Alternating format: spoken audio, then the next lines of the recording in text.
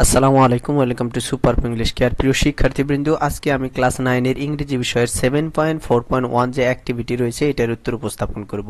এই যে ইনস্ট্রাকশন দেওয়া হয়েছে, read the following visa interview and identify the language features that R associated with power and authority, then rephrase those sentences to neutralize the power in the conversation. Later, share your responses with the class and submit a copy to the teacher. বলা হচ্ছে নিচের visa ইন্টারভিউটি পড়ো এবং পাওয়ার এবং authority সংশ্লিষ্ট ভাষার বৈশিষ্ট্যগুলো চিহ্নিত করো। তারপর কথোপকথনে ব্যবহৃত পাওয়ারকে নিরপেক্ষ করার জন্য বাক্যগুলো পুনর্গঠন করো। পরে উত্তরগুলো শ্রেণীতে শেয়ার করো এবং একটি কপি শিক্ষকের কাছে জমা দাও। এই জায়গায় নিচে একটা কনভারসেশন রয়েছে। এই কনভারসেশনটা আমরা আগে বাংলায় মানে ইংরেজি এবং বাংলা অনুবাদ সহ পড়ব এবং এরপরে এই যে কাজটা রয়েছে সেটা আমি উত্তরটা দেখিয়ে দিব। এই জায়গায় যে কথোপকথনটা হচ্ছে মূলত নীলু এবং ভিসা অফিসার যে রয়েছে তার সাথে। এখন বলতেছে কি, নীলু বলতেছে গুড মর্নিং স্যার, শুভ সকাল জনাব। ভিসা অফিসার বলতেছে good morning, hand me your passport please. বলতেছে শুভ সকাল, দয়া করে আপনার পাসপোর্টটি দিন। Nilu sure sir, here it is. নিশ্চয় জনাব, এই যে। সো হোয়াটস দ্য পারপাস, তাহলে উদ্দেশ্য কি? অর্থাৎ নীলুকে জিজ্ঞেস করতেছে উদ্দেশ্য কি। Sorry, could you repeat that, বলছে দুঃখিত, আপনি কি পুনরায় বলবেন? Okay, why do you want to go to India, বলছে ঠিক আছে, আপনি কেন ভারতে যেতে চাচ্ছেন? নীলু বলছে it is the book fair, I mean Kolkata, বলছে এটা বইমেলা মানে কলকাতা। ভিসা অফিসার বলতেছে I see and what else, আমি বুঝেছি, আর কি?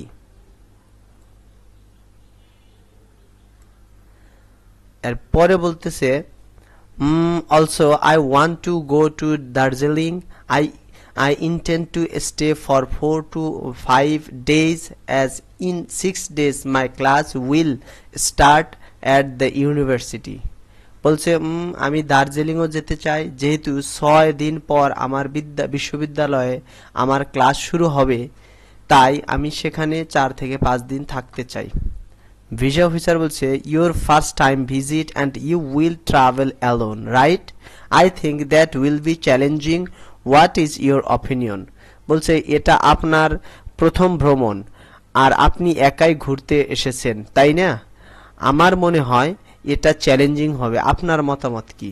I believe that challenging is a part of life. Nilu বলতেছে আমি বিশ্বাস করি যে চ্যালেঞ্জ জীবনের একটি অংশ।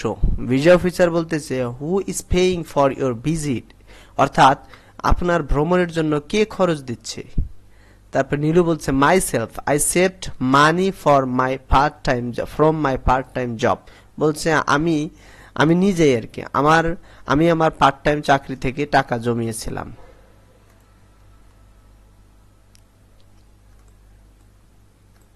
এরপরে বলতেছে ভিসা অফিসার বলতেছে you have to explain this part, বলছে আপনাকে এই অংশটি অবশ্যই আর কি ব্যাখ্যা করতে হবে। নীলু বলছে oh okay, I do tutoring, besides I do some freelancing, in fact I earn my living expenses, বলছে ওহ ঠিক আছে, আমি শিক্ষকতা করি, পাশাপাশি আমি কিছু ফ্রিল্যান্সিং এর কাজ করি, ফ্রিল্যান্সিং করি, প্রকৃতপক্ষে আমি আমার ব্যয় উপার্জন করি। Have you ever travelled outside your country, বলছে আপনি কি ইতিপূর্বে কখনো দেশের বাইরে ভ্রমণ করেছেন? নীলু বলছে no sir, I have never been, না জনাব, আমি কখনো করিনি। ভিসা অফিসার বলছে do you know anyone in India, বলছে আপনি কি ভারতে কাউকে চেনেন? এগেইন নো স্যার, না জনাব। তারপরে বলছে visa officer all right, let's see what I can do for you, বলতেছে ঠিক আছে, দেখা যাক আমি আপনার জন্য কি করতে পারি। নীলু বলছে oh thank you so much, বলছে ওহ আপনাকে অনেক ধন্যবাদ। তার মানে এইটা হচ্ছে এই জায়গায় ভিসা অফিসার, এটা ভিসা অফিসার না, কিন্তু এটা উচ্চারণটা অনেকে যারা আর কি শুনতেছেন ভাবতে পারেন যে আমি কেন ভিসা অফিসার বলতেছি, এটা উচ্চারণটা দেখে নিন, এটা ভিসা অফিসার না, এটা হবে ভিসা অফিসার।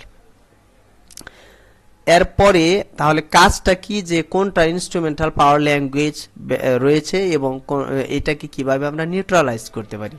আরেকটা বিষয় হচ্ছে তাহলে ইনস্ট্রুমেন্টাল পাওয়ার ল্যাঙ্গুয়েজ ব্যবহার করতেছে কে, এটা কিন্তু ভিসা অফিসার যে রয়েছে উনিই ব্যবহার করতেছেন, নীলু করতেছে না। তার মানে তার যে ইগুলা রয়েছে রেসপন্স অথবা তার যে কথাগুলো রয়েছে সেগুলো আমরা যদি লক্ষ্য করি তাহলে আমরা দেখব যে তার মধ্যে ইনস্ট্রুমেন্টাল পাওয়ারের যে বৈশিষ্ট্য রয়েছে, ল্যাঙ্গুয়েজের যে বৈশিষ্ট্য সেগুলা এ জায়গায় রয়েছে, আমি এগুলা তুলে ধরেছি।